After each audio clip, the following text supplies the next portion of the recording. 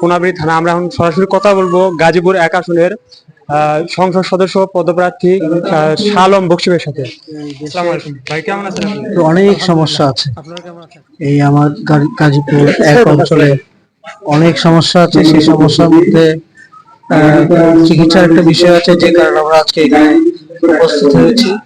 মা ও শিশুদের যে চিকিৎসা, এই সমস্যাটা আছে, এই সমস্যার কারণে আজকের এই ফ্রি চিকিৎসা ক্লিনিক অনুষ্ঠিত হচ্ছে। এর পাশাপাশি অন্যান্য অনেক সমস্যা আছে, রাস্তাঘাটের সমস্যা আছে, তারপরে চাঁদাবাজি, রাহাজানি, ফ্রিজিং, তারপরে বেকারত্ব, অনেক সমস্যা আছে। যুব সমাজের মধ্যেও হতাশা আছে, চাকরি না পাওয়ার কারণে যানজটের সমস্যা আছে।